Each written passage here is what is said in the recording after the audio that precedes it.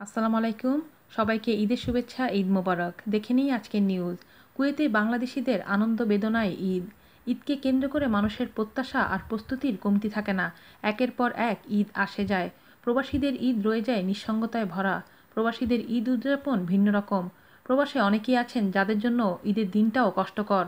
কুয়েতে বাঙালি অধ্যুষিত এলাকা হাসাবিয়া ও কুয়েতে সিটির সুক ওয়াতানিয়া একাধিক প্রবাসীর বাংলাদেশির সঙ্গে কথা হয়। জানতে চাওয়া হয় প্রবাসে ঈদ পালন সম্পর্কে তাদের অনুভূতি কী।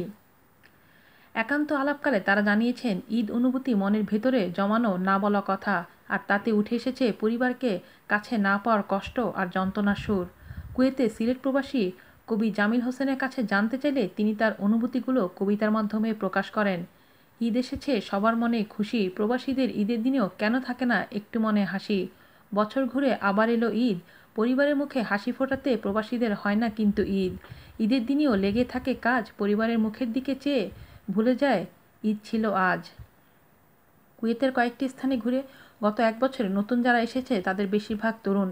পরিবারের সুখ ও সচ্ছলতার আশায় কুয়েতে আসা জুয়েল, রনি, মারুফ, আলমগীর, রবিউল সহ তাদের কয়েকজনের সঙ্গে আলাপকালে বলেন, প্রবাসে প্রথম ঈদের অনুভূতির কথা আসার পর থেকে যতটা খারাপ লাগেনি, ঈদের 2 দিন আগে হতে খুব খারাপ লাগছে। ঈদে দেশের কাটানো স্মৃতি, পরিবার পরিজন ছাড়া প্রবাসের প্রথম ঈদ সবাইকে অনেক মিস করছি। পরে জানতে চাওয়া হয় কিভাবে কাটাবেন ঈদের দিন। কেউ বলে আমার ডিউটি আছে, কেউ বলেন নামাজ পড়ে ঘুমাবো, কেউ বলে সকালে ঘুমাবো বিকেলবেলায় ঘুরতে যাব, কেউ বলেন পরিচিত লোকজন আছে তাদের সঙ্গে দেখা করতে যাব। ঈদের কেনাকাটা সম্পর্কে জানতে চাওয়া হলে অনেকে জানান এখানে কাপড় চোপড় অনেক দাম। আসার সময় দেশ হতে নিয়ে এসেছি, ব্যবহার করিনি যেগুলো তা দিয়ে চালিয়ে নিব। মনে করেছিলাম কিছু একটা কিনবো, কিন্তু দেশের তুলনায় এখানে অনেক দাম। কম বেতনে চাকরি করি, চিন্তা করলাম না কিনলেও চলবে এই ঈদে। জানা গেল শত কর্মব্যস্ততার মাঝে ঈদের ছুটিতে লম্বা ঘুম অধিকাংশ প্রবাসী ঈদের দিনের মূল কর্মসূচি। ঈদের নামাজ শেষে দেশে ফোন করে পরিবার পরিজনদের খোঁজখবর নেওয়ার পর বুকের ভিতর কষ্টের তীব্রতা যেন আরও বেড়ে যায়। বুক ফাটা যন্ত্রণাকে বুকে নিয়ে বিছানায় যেয়ে চোখের পানিতে বালিশ ভিজিয়ে ঘুমানোর চেষ্টা করেন অনেকেই। আর এরপর দুপুর গড়িয়ে পূর্বের সূর্যটা পশ্চিমে যখন হেলতে শুরু করে, তখন বিছানা ছেড়ে অনেকেই বন্ধুবান্ধব ও পরিচিতদের সঙ্গে দেখা করতে যান। বেশিরভাগ প্রবাসী বাঙালি অধ্যুষিত এলাকায় বা হাসাবিয়া ও সিটির সুক ওয়াতানিয়া এসে মিলিত হন।